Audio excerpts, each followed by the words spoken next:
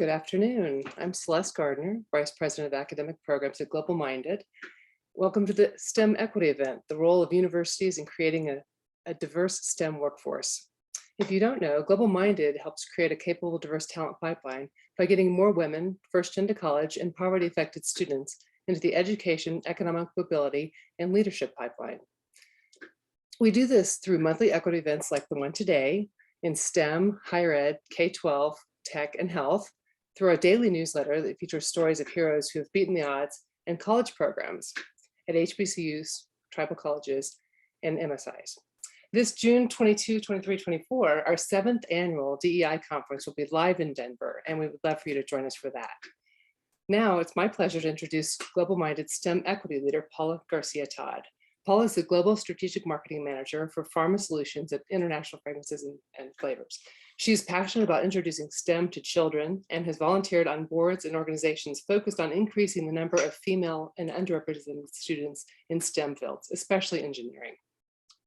Paula? Thanks, Celeste. Thanks so much for the warm introduction. And as always, thanks for allowing us this space to have these important conversations. So today I'm really excited. We're going to focus a little bit on the role of universities in creating a diverse STEM workforce. I'm going to allow these wonderful panelists to introduce themselves. And I'm going to start with Dr. Brown. Hello, my name is Nate Brown. I am a mathematician, a research mathematician by training, and I spent the first 2 decades really of my career just proving theorems in mathematics. But a few years ago, I became really convinced that mathematics education had a big role to play in diversifying or not diversifying STEM fields. And so my research has now switched entirely to social science and education type issues. So I bring to this panel a lot of experience with mathematics, but somewhat new to the diversity and social science side of things. Thanks so much for being here. Dr. Brown works at Penn State, which is my alma mater. So I'm really excited to have him here today. All right, up next, Dr. Smith. Good afternoon. I'm Dr. Tamara Floyd Smith. I'm Associate Provost and a Professor of Chemical Engineering at Tuskegee University in Tuskegee, Alabama.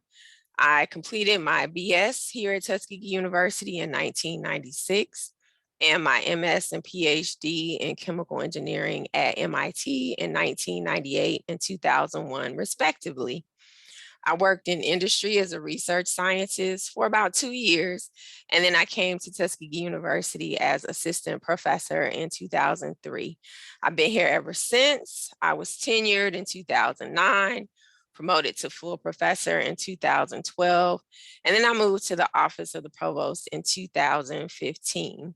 I also had the wonderful opportunity to serve as a rotating program officer at the National Science Foundation, and I was in the Division of Undergraduate Education. I'm excited to be here and engage in this conversation about STEM diversity, equity, and inclusion. Thank you. Thanks for being here. Tamara and I also serve in a committee together with the National Academy of Engineering. So it's a pleasure working with you. Up next, we've got Erica, hometown Atlanta in the house. Absolutely. ATL is definitely representing, and I'm excited to be here. Erica Moore, I currently serve as the Executive Director for the STEM Funders Network, but my life and my journey began as a industrial engineering graduate from Georgia Tech, went into corporate, so IBM, BMC Software, Southwire, but then really because of my passion and because of just the activities and the boards that I'd had an opportunity to serve on, really decided that I wanted to pivot and focus on nonprofit leadership. So I've had several executive leadership roles on the nonprofit side of things, but then again, made a pivot because I realized that a lot of the influence and opportunity was available on the philanthropic side in terms of being able to support and really drive the equity that I wanted to see happen from a STEM advocacy perspective. So I currently serve as Executive Director for STEM Funders Network, which is a collaborative of grant makers, STEM education grant makers that are focused on making a difference, creating more equitable access and opportunities in STEM education. And it's my honor to serve in this capacity. And if I didn't have enough to do as a wife and as a mother of a 19 and a 17-year-old, this fall I will be starting my PhD program back at Georgia Tech, focused on the history and sociology of technology and science. So I'm looking forward to becoming much more versed as my esteemed colleagues who have already introduced themselves. So glad to be here. Thank you so much, Erica, and congratulations on that. Thanks. And next, Kyra. Hello, everyone. My name is Kyra Welch. I am currently a student at the Bethune-Cookman University studying psychology. I will be graduating hopefully with my Bachelor's of Science in the spring of, the spring of 2023. I believe so, yes. I currently also work with Global Minded as an ambassador. I was so lucky to serve and be able to share my experience as a student during COVID and being able to bridge that gap from a personal perspective and create more equitable opportunities. I will also be helping plan the conference in June, which I encourage all of you to attend. It's going to be super fulfilling. Yes. Thank you. And Paula is back now. Is your audio? Yes, I have audio again. I just got a new computer this week, so it's been a challenge. Okay, so let's get started on this conversation. First, I wanted to focus a little bit on the university setting to begin with. So I work in industry, and I know that in corporate America, D&I has become a very big topic. But I'd really like to understand, how do universities view diversity, equity, inclusion, and what are the things that are happening in higher education when it comes to D&I? So I guess I'll start off by asking the simple question, if anyone could help us just define diversity, equity, and inclusion. If anyone could step in on that, that's a really good starting point for us. All right. I'll start, and I would like to share my screen. I don't have a full presentation, but I do think it's helpful to have a visual. Just want to clarify or confirm. Do you see the slide with diversity and inclusion? Yes, great.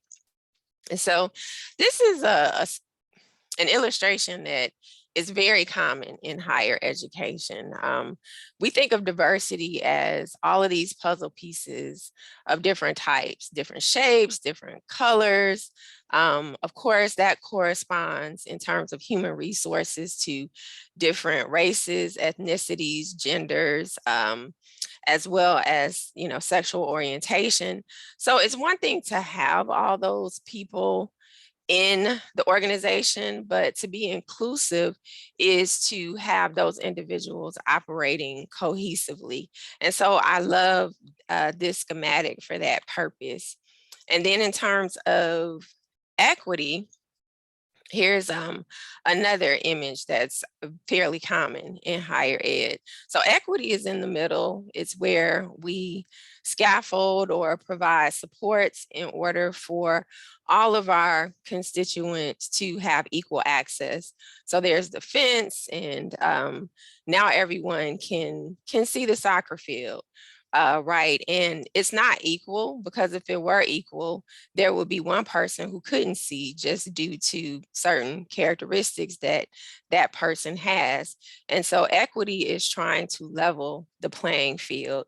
And then there's also this idea of justice, which is remove the need for supports. So I really do think this is how higher ed views DEI.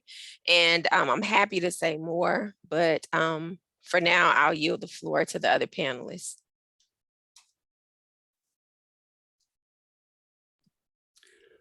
I don't really have, it's not a different interpretation of it. It's just perhaps the math mind looks at it slightly differently, or thinks about it slightly differently.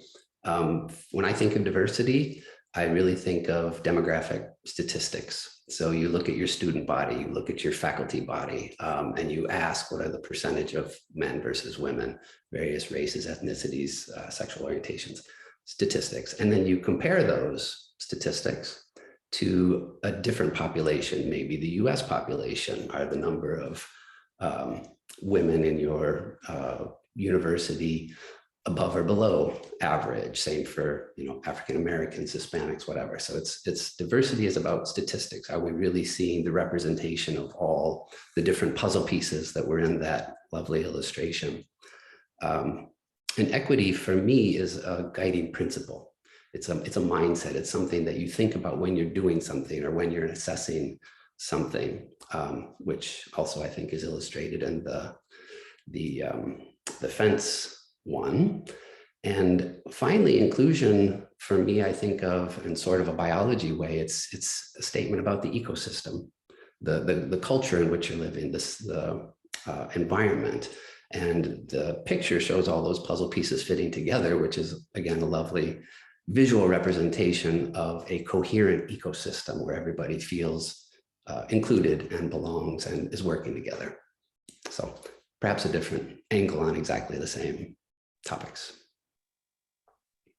Yeah, I really appreciate both of those statements. And I would say that it's very much aligned across what we see in industry as well, right? When we talk about diversity, equity, inclusion. And so there's a lot of focus right now in the metrics, like you said, right, Nate, in the numbers. I'm curious, at a university level, is there a prioritization as well in looking at DE&I numbers when it comes to faculty, staff? Is that important to universities and colleges, and how do they look at that? So, Paula, less than a month ago, I had the opportunity to sit down with 4 Black deans, and they were Black deans at PWIs, or, predominantly white institutions. And we were at the NSBE convention, sorry for all these acronyms, National Society of Black Engineers. And it was a conversation because, again, for the organization that I work with, right, we're trying to look at some kind of national impact and national opportunities. And so to your question, right, that was literally one of the questions for the conversation in terms of the pipeline, particularly in getting to those, executive leadership, administrative leadership roles. And some of the things were just, kind of jaw-dropping, eye-opening, not because it was necessarily surprising, but just still unfortunate. So, to your question about the focus on DEI, did they feel like it really existed at their particular institutions? There's a lot of focus perhaps in terms of when they're developing their new strategic plan. There's language and there's content and there's narrative in the institution's strategic plan. But in terms of bringing it to fruition and really seeing it in play, right? Not so much. They identify that, for example, to be able to even get to the status of being a dean, right? There are certain positions and certain roles and certain leadership opportunities that you have to hold before you can even be eligible. And the opportunities to lean into those types of roles and positions, department chair roles, or senior executive assistants to the president and that kind of stuff, it generally doesn't happen, right? Or that the goal keeps moving in terms of what does it look like to even achieve that. Or here was a very daunting number, again, particularly from a PWI perspective, that Black faculty only represent like 2.5%. And that's been the number for over 20 yeers. So in other words, zero movement relative to really making a dent in that space. So, and then they even identified, right, for a lot of their universities that for the minority faculty that were able to elevate and matriculate to these particular, more administrative executive levels, then it becomes kind of like musical chairs that they see happening, and basically a rotation of the same talent until they move out and end up at another institution. So they were very vocal, which I asked them to be, but just as it relates to your question, there's what are they saying versus what are they doing? And there was some disparity in that, definitely some disparity in that. And that's unfortunate, right? It's unfortunate because students need to see that representation. They need to see the representation in the adults that are around them in a higher education setting. So we talked a little bit about tracking in terms of the staffing and the faculty, but what about students? Are universities focused on ensuring that they have a diverse student population when they're bringing in students? What does that look like? I think I could really speak to this from a student perspective. Being that I attend an HBCU, it was a choice because of, I guess you could say, fear of somehow not being able to go to the PWIs of my choice because of the quota. I attended a predominantly white high school, and it not only was it a regular high school, but it was a magnet high school, which are basically feeders to a lot of Ivy League schools, and it was very competitive. So the process there, even the environment there, it seems like children of color and students of color are almost there because of quotas. And even if we are talented and even if we are smart and we're there in honors programs and advanced programs, we are still treated that if we are not going above and beyond the required amount, then, we're just there based on quota. So as far as picking and going into PWIs, it feels the exact same way. It feels like there is a quota to be reached.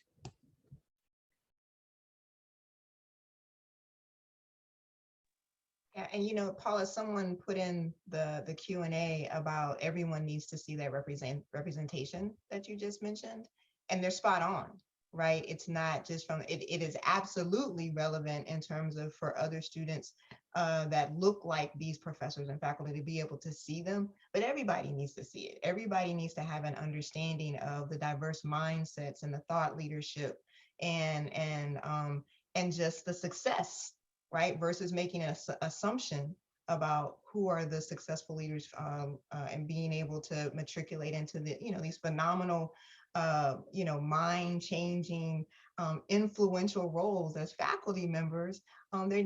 Everybody needs to see diversity in that, so that there aren't assumptions about what that looks like, so that there aren't assumptions about where talent exists and who holds that talent. And to Kyra's point, again, there's a lot of conversation about what folks want to see happen, but then it's like, how does it really come to fruition? I'm currently sitting on a task force for the major that I graduated in at Tech about the matriculation of minority students in that department. And we were having these very conversations relative to the intentionality. At the end of the day, that's really what it boils down to. Beyond the conversation, what's the intentionality in terms of programming, in terms of outreach, in terms of really bringing students in, and then not just bringing them in, but retaining them and ensuring successful matriculation. I'm sorry, I'll hush, but yes, just wanted to answer that question that was in the Q&A. And I just want to add to what's already been stated. I'm at an HBCU too. And so we see a lot of competition for underrepresented students. We're competing with the PWIs. So I absolutely do think there is a push for diversity, but absolutely all institutions of higher education can do a better job with inclusion. So it's not just enough to have underrepresented students on our campuses, but we have to, as was stated by Nathanial, make them feel like they belong. That's one of the areas of research that I've been engaged in, and the literature as well as studies that I've conducted in my own research definitely show us the importance of belonging. And so there's more work to do, but I do absolutely think that there is a desire to be more diverse. And to Erica's point, she's on a committee to look at improving diversity at her alma mater. So there's interest, but there's absolutely more work to do. One thing I'd just like to add, we heard the word intentionality, and I couldn't agree more that this is huge. Putting basic principles into practice, that's where the rubber hits the road and things often fail. But it's an ugly fact that we also have to state that actually not all disciplines are on board. I think you're right that in general, leadership certainly is on board with diversifying, but I know in my own field, research mathematicians quite notoriously are on the public record in open letters, op-eds, as being opposed to diversity initiatives. And I don't want to paint with too broad of a brush here, but I think we do need to acknowledge that really not everybody's on the same page. And some of them are very influential fields when it comes to STEM education, like my colleagues in research mathematics. Wow, all of these answers, there's so much to unpack here. So I'm going to start with a comment that Erica made about assumptions that are commonly made. And I know that unconscious bias has become this big buzzword in corporate America. We talk about it a lot. There's a lot of training that's done and things of that nature to start addressing some of those assumptions.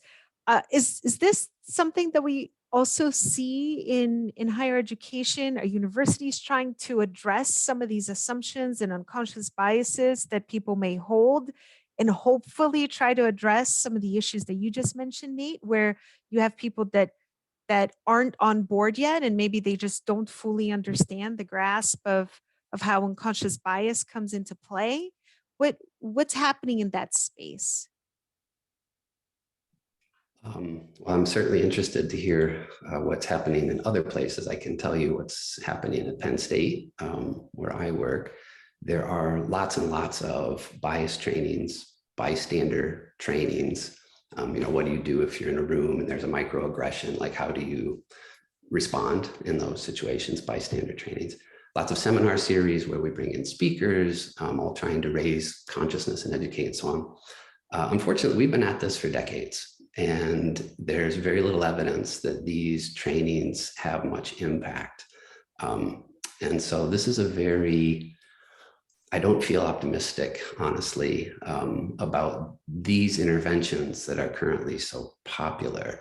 I'm not entirely sure what it is we should be doing, but I think we need to critically assess whether or not what we've been pouring a ton of resources into is really paying dividends, because so far the evidence is not looking too good. And if I might add, also from another student perspective, and being a student who is at a university where STEM is trying to shove its way in the door, it's all about intention. And I feel like sometimes companies, they don't understand that students can sense intention.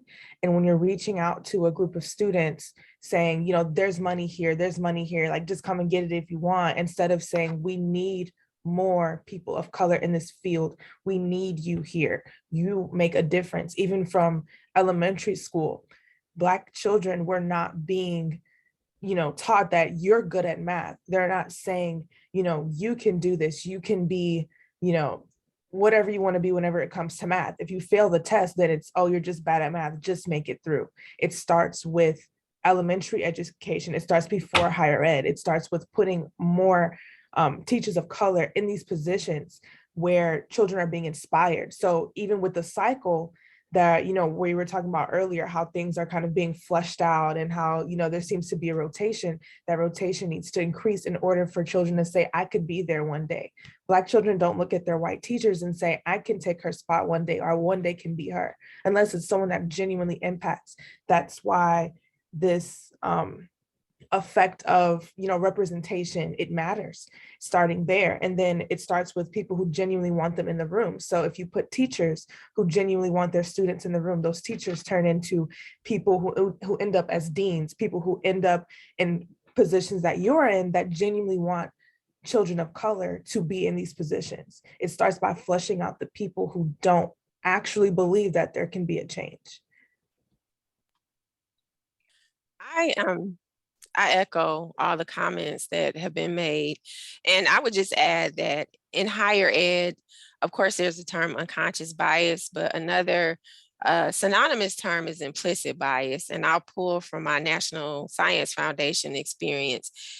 For every panel that we ran, we would have an implicit bias training to ensure that our reviewers were viewing those proposals as they should, and not because the author of the proposal was known and the background of that proposer was known. And so what we didn't want was them to look at who was writing the proposal and immediately have a negative reaction about the idea.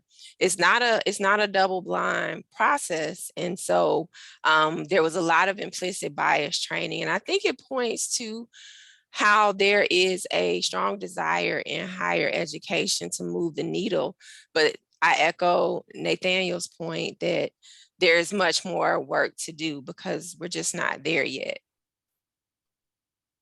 Yeah, I was two things I wanted to piggyback on. One was actually Kyra's statement in terms of people articulating that they actually want you in the space. Because I have, a scenario where it was a polar opposite, right? I had a circuits professor who told me that Black women had no business in engineering. And because he was a tenured professor, he felt very comfortable in making that statement because he recognized nothing was going to happen to him by making that type of statement, right?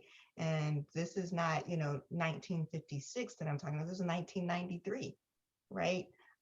So from the standpoint of that articulation, depending upon who he said that to, could have had a very different effect. For me, it probably didn't have the effect that he intended in terms of trying to get me out of the room rather than my decision to stay in the room. But that was because I know me, right? And I have a particular personality type. And to Kyra's point, when people make very, very, very distinctive statements like that, right? Or when people are very intense on identifying who they don't want in the room, consciously or subconsciously, it has the opportunity to have a very damning effect. And that's the part that just really gets me every time is the lack of reality of the residual effect that these types of things can happen. And that was one of the reasons I mentioned about intentionality, because you have to think about the whole atmosphere that's being created, right? The whole culture that's being created. And that was the other thing that I wanted to speak to. And I'll say this, Paula, as someone who also worked in industry, right? These programs, these trainings, in a lot of cases, they are voluntary, right? They exist. They brought in talented individuals, right, to deliver on them. But unless it's in the case of like what Dr. Smith just referenced, a lot of times it is voluntary for these individuals to engage in these training programs. Most of them are not mandatory. The last thing I'll say to that point, when I worked at ITSMF, one of the things that we would do when we would consult with industry leaders on a regular basis, they would sit there and want to share and really give laurels to themselves about their recruitment, success. But then we were like, well, when you get them in the door, what are you doing to ensure that they feel like they belong? What are you doing to ensure that they are included? What are you doing to ensure that you actually retain them? Because otherwise, what you're really doing is recruiting for a revolving door. So absolutely, right? Culturally, in both higher ed and in industry, that shift has to change. That paradigm shift has to happen. And also to Kyra's point about K through 12, it's got to happen there too. Again, going back to the conversation with these deans, one of the things they mentioned was being more vested in ensuring that equitable, talented opportunities are being made available in any zip code. Because that doesn't happen, right? Because again, that's how we build out these pipelines. So everybody made some phenomenal points, and I was just like, okay, I need to write this down and write this down. So thank you all for the points that you all made, because it just got the blood flowing. And even if I could just add this at the very end, like this analogy that I just thought of, it's kind of like an elementary school, or, like when we were kids, or when I was a kid at least, and the teacher would say, I need someone to help me move this table. And then it would grow from, I need someone to help me move this table, and everyone wants to help, to I need strong people to help me move this table. And then it goes to I need strong boys to help me move this table. And I was one of the girls that was like, I'm very capable of moving that table, but she wanted boys. Even though I was extremely capable, I felt I was strong. I felt that I could move the table. And I feel like that's what STEM is saying to a lot of students, particularly women, to particularly people of color. It's saying, you can move the table, but I would prefer a strong boy to move the table for me, just because they can, just because that's what I'm used to. Yeah, that's a very real way to look at that. Thank you, Kyra. So I think it's really important to kind of understand the background of what universities are doing themselves when it comes to the D&I space before we start talking about how are they even supporting the students, in those environments. But before I go there, I have a quick question, Erica, for you, and actually, Tamara, since you've also been in industry, is there anything that you saw in industry when it comes to D&I initiatives that you think higher education could benefit from? Or do you feel that there are too many similarities in the ways that we're trying to tackle this and we're still not seeing progress? Well, I'll address that question first, and then Erica. I was in industry for 2 years, and it was from 2001 to 2003, and that's when there were problems, with the tech industry. And so I was in the industry when there was a lot of right sizing. And fortunately, I was not right sized. I just ultimately resigned and came to higher education. But what I observed is that there was a lot of intentionality around reviewing the list of individuals who were to be right sized and ensuring that it wasn't all people of one particular group. So the industry where I was, they did a great job with hiring women and underrepresented minorities. And so what the HR professional saw was that when it was time for right sizing, those individuals were overrepresented on those lists. And, some of the feedback was, well, her husband works, that sort of thing, sort of those stereotypical views of who's supposed to be the breadwinner. And what I observed is that HR absolutely pushed back on that and would cycle through those lists and inform managers that this is unacceptable. We've got to watch our numbers and address, at the time, the term diversity, equity, and inclusion wasn't used, but it was protecting people from different groups to ensure that certain groups were not overrepresented. So absolutely, I think that is a practice that industry embraces. And that is something that higher ed could benefit by duplicating. It's a different context, but the spirit of it should be duplicated in higher ed.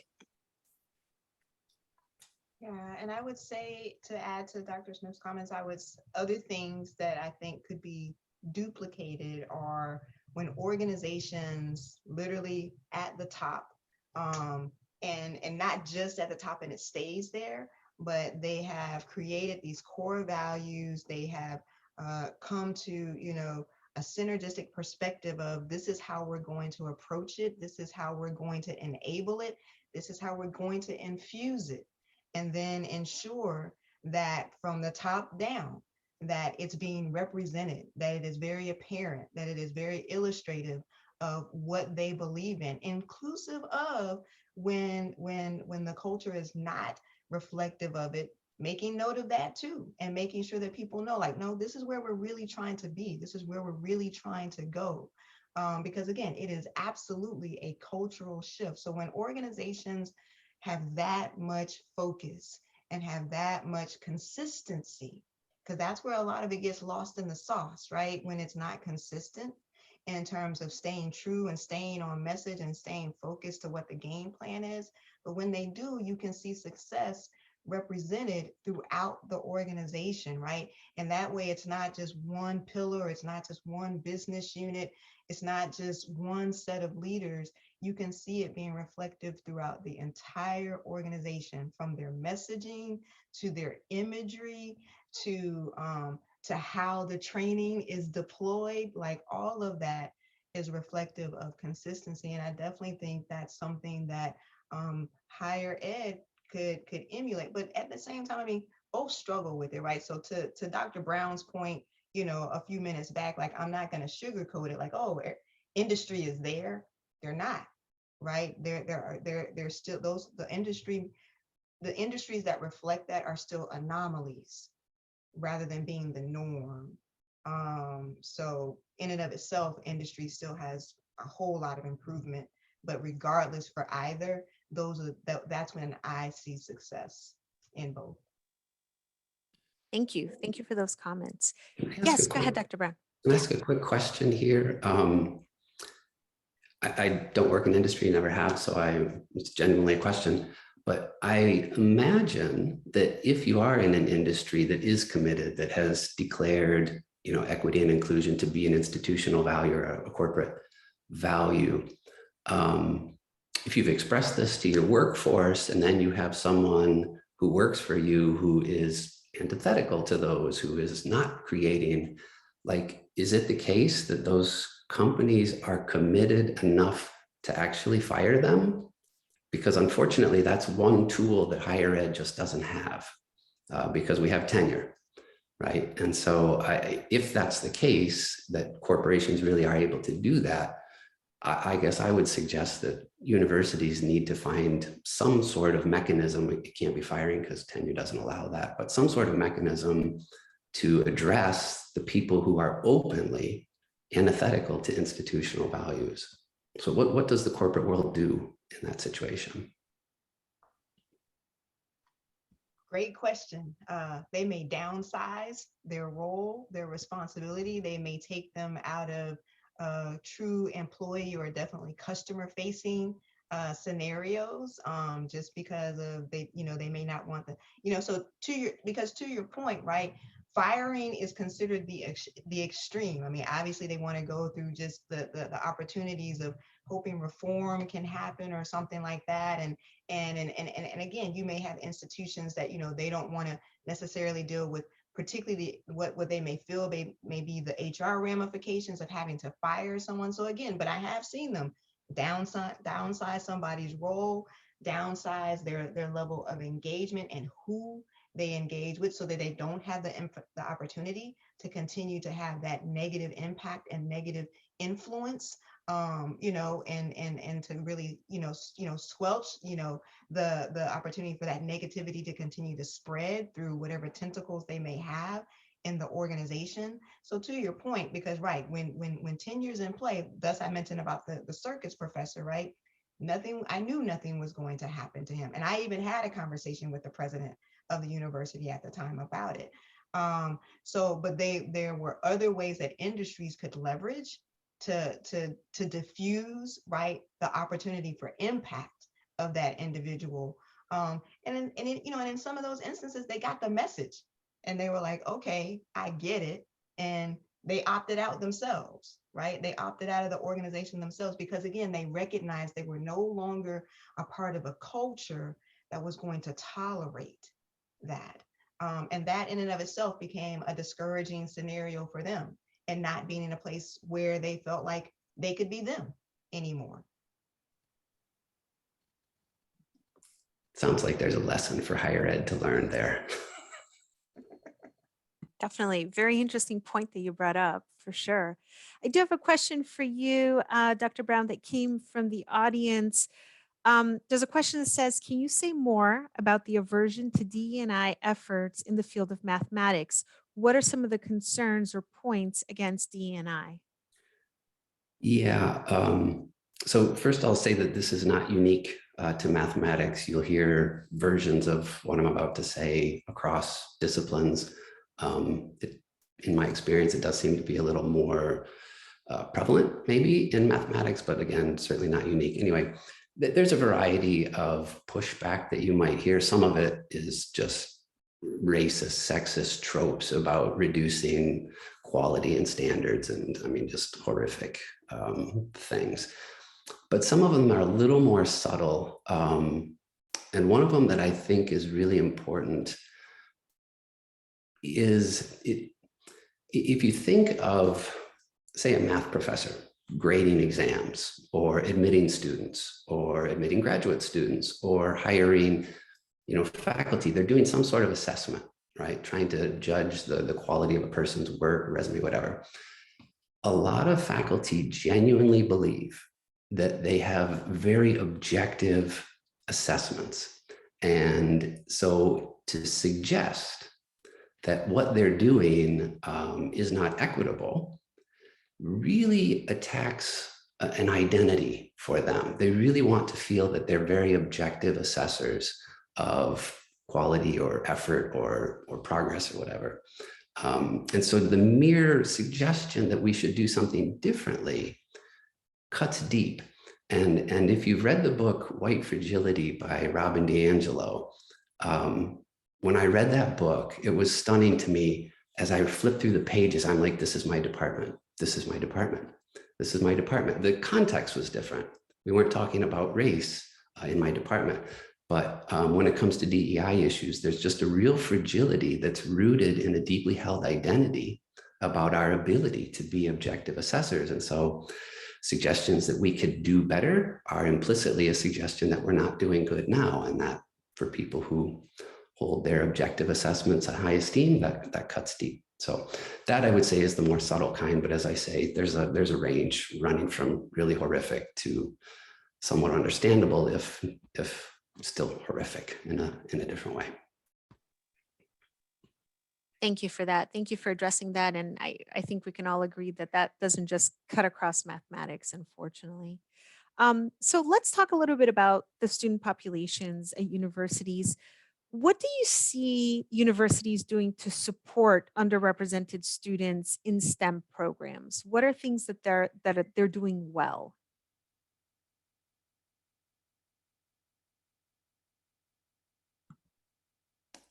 Well, here you now hitting close to my heart, I suppose, because I have been this will be our 10th year actually this summer, working with a program that is modeled on a national leader, in my view.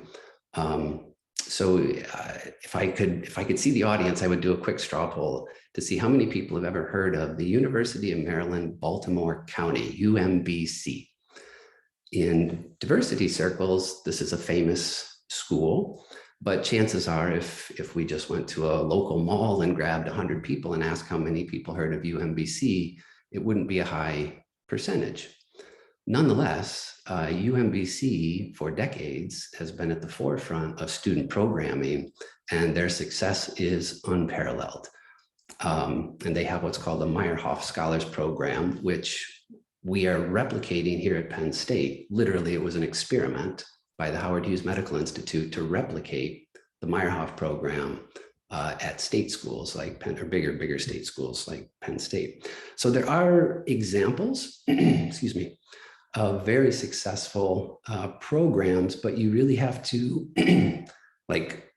look for them or know that they're out there, because as I say, places like UMBC are not on the national radar in the way that they should be. But this is just an example that, as I say, I hold dear, but I'm sure there are others that other panelists might like to bring up.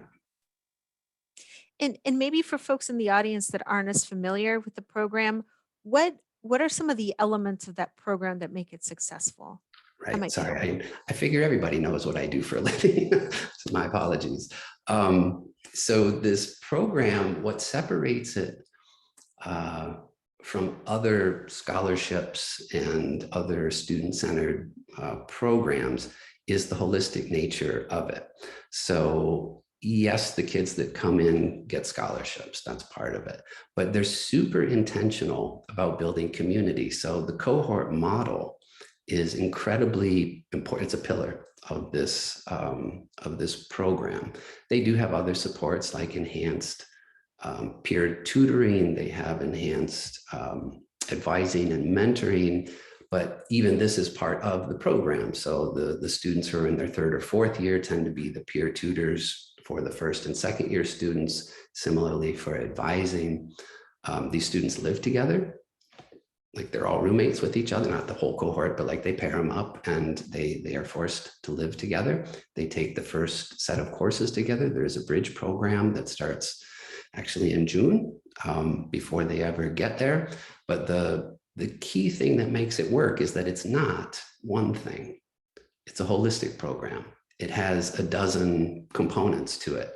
And you really can't take any one of those things and say, oh, this is the key. It's not. The key is the whole program. And just to illustrate how incredibly successful this has been, this is the Meyerhoff program down at UMBC. They did an amazing experiment to test whether or not the Meyerhoff program, this holistic, well-rounded approach really works. And here's what they did. They looked at all the kids that were accepted to the program, but didn't go. They went elsewhere, right? These are highly talented students, all STEM students. They get offers from the best schools in the country, right? So they were accepted at UMBC, but they turned it down and they went elsewhere. So you compare that group of students to the kids who stayed in the program. Now remember, this is University of Maryland, Baltimore County students versus Stanford and MIT and like big name schools. Okay, fast forward 4 years at graduation time. And then you ask how many of these kids are going on to grad school. The kids who stayed at UMBC in the Meyerhoff program were 5 times more likely to go on to grad school than the equally talented kids who went to other schools.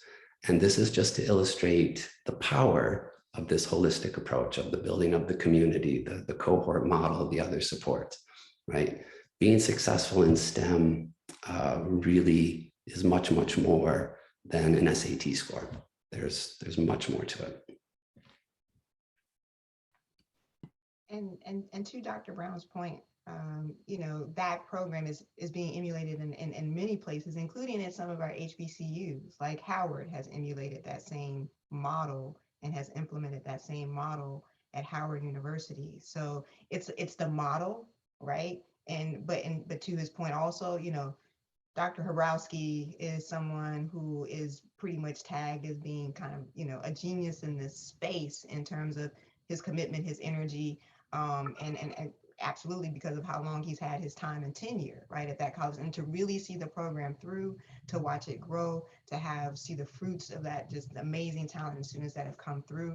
But some of the other colleges are doing, or they're putting in place, like a minority engineering program, which has a dedicated office, right, planted on that campus environment where they are focused on successful matriculation, academic success, retention, right? All of their programming is focused on that. Or you have colleges that are supporting campus, that have chapters of organizations like the Society of Hispanic and Professional Engineers, or the National Society of Black Engineers, or Society of Women Engineers, and actively supporting them, right, with funding or mentoring or, just kind of executive leadership support from the academic leadership profile of the university as well. All of those, again, represent intent, because you recognize there's only so much that you can do.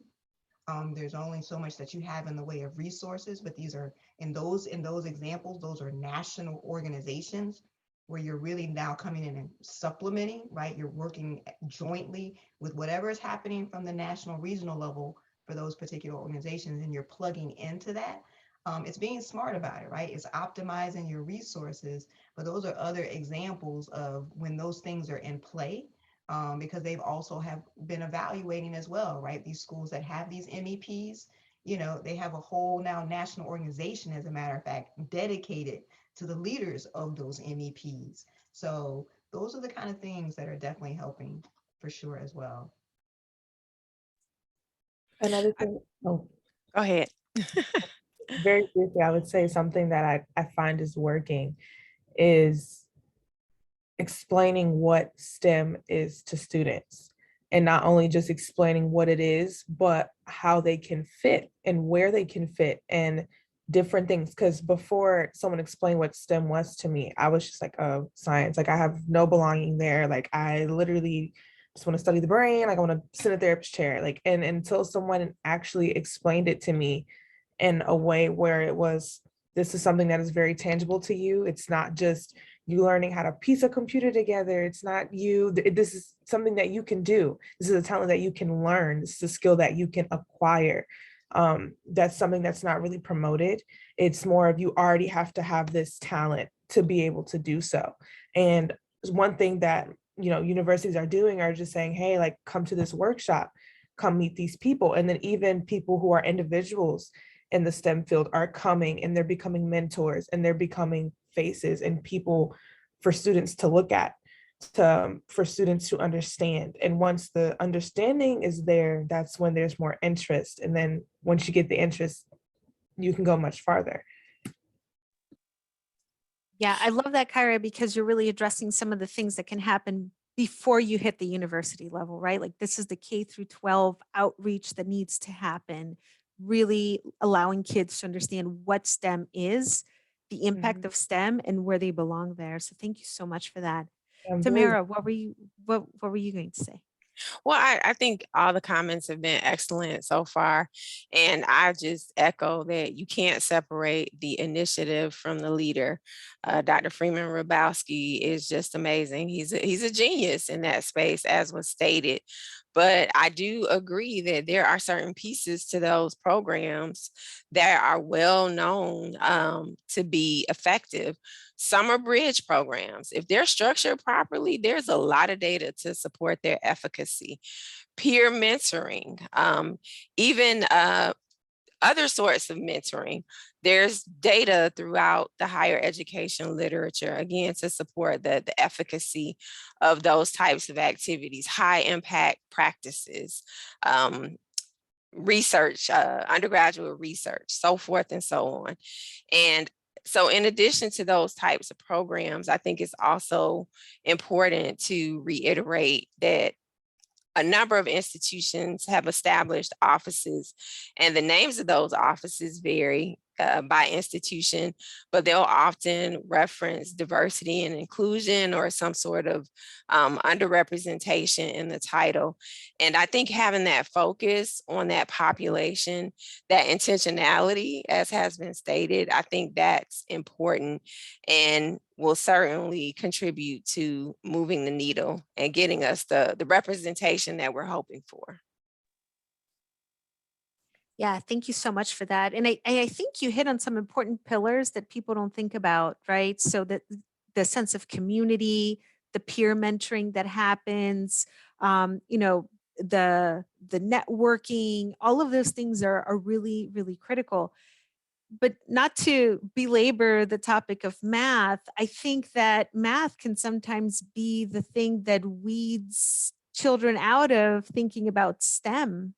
So I'm curious, Nate, if you have any thoughts on the role that math plays in really helping to drive for a more diverse STEM culture and workforce. I do. In fact, I switched my entire research area to study exactly this problem because I have become convinced that my discipline is doing a lot of harm. I don't know how else to say it. It's doing a lot of harm. And it's a very complex problem. And I'm just beginning to understand a few of the major pieces. So I can't pretend to paint a perfect picture for you right now, but some of the issues that I think we need to address are severe, well, how to say it? Education means a lot of things, but here's a couple of points that really we need to fix before we have any hope, I think, of reforming STEM education. One has to do with the weed out culture of things like calculus courses. I mean, physics and chem also, but like calculus is a huge weed out course for a lot of STEM majors. And that culture is rooted in things like strength. Who's the strong students? Who's the weak students? These are psychology issues, they're worldview issues that we have to make progress on before we can get rid of something like a weed out culture. There's also a real affinity for traditional lecture, which is just a pedagogical tactic, right? Like, how do you teach? Well, we lecture, we go up on stage. And I have to say, you know, I'm not preaching from a holier than thou perspective. I spent the majority of my career doing exactly that. And I really regret it. Like I didn't know I was doing harm, but I was doing harm. And so the way we teach needs to be addressed. Another very important factor is who is given the power to make teaching decisions at our universities, because these decisions, at least at research universities, are controlled by research mathematicians. Research mathematicians make decisions about how we teach, despite the fact that we have no training in teaching. Like as a PhD in mathematics, I got no training in teaching. I was just thrown in there. It's kind of like being a parent. You're just thrown into the deep end and you're like, oh, figure it out. Okay, great. I hope that's going to work out okay. And then people like me, you know, we have no training, we go on and then we get to make decisions about how thousands of STEM students every semester are educated. That can't be the best way, is it? I mean, we literally have colleagues across campus who study education for a living and we don't consult them. In fact, we kind of look down our noses at them, which brings me to another major problem, which is this hierarchy of prestige in universities, where certain disciplines, I don't know if everybody else sees it this way, but certainly mathematicians think very highly of themselves. And this makes interacting with other faculty, you know, a challenge, my colleagues would say, but it's just rooted in arrogance and a very high view of ourselves and the work that we do. So I don't know how to answer your question succinctly, but those are certainly a few of the major pieces of this puzzle that that I'm trying to think about and trying to make some progress on, but it's a big problem. Really, really insightful, Nate. Thanks so much for sharing that. I think we're coming to the end of our time here. Any other quick thoughts or comments from any of the panelists before I wrap it up? Go ahead, Kyra. Just very briefly, I wanted to piggyback exactly of what you were saying. At my university in the psychology department, like there's a lot of study going around and a lot of, you know, it kind of clicks that African-American students culturally learn different. So like they're, you know, the way that we retain information is a lot different from the way, a white student may retain the information. Same things with Latina students and, you know, Asian students, like et cetera, et cetera. Culturally, we have a different way of learning and it has been proven. So when you have, you know, majority white people making, you know, the education plans based off, you know, a Eurocentric way of learning and a Eurocentric way of teaching, it's not going to be the same for other students. I've only had one Black math teacher in my entire life. Even at my HBCU, I'm pretty sure he was Middle Eastern. He was not African American. And that was the only math class I did well in, because even though he was given a way that he was supposed to teach, we were given opportunities to learn in a different way. And the fact that we were all able to learn in a different way. And I know it seems tedious because, you know, we're trying to talk about diversity, but the main piece of that inclusion is making sure every single student has a way to learn in the same classroom. So if you're not someone who can just take notes, if you're not someone who can just lecture, maybe we can go up to the board, maybe we can do exercises, create songs, you know, whatever it takes for students to learn all in one environment, but from different perspectives. And that's all. Thank you so much for that addition, Kyra. Thank you. All right, so Celeste, I'll turn it over to you to wrap us up. Great. Thank you, everyone, for such a wonderful conversation. It elicited a lot of comments and questions, and we appreciate that. I wanted to invite everyone to attend the monthly equity events that we have in STEM and health and higher ed, and you can find those on our website, which is globalminded.org, and also to invite you to our conference this summer in June in Denver, which information and registration is on our websites as well. So thank you for everyone, really appreciate your insight. And if you wanted to sign up for the newsletter where you can find out about these events and read about people like the panelists today, we invite you to sign up for the newsletter on our website as well. Thank you very much, Paula, and everyone. Thank you. Thanks to all the panelists, and thanks to the audience for participating today. Thank you.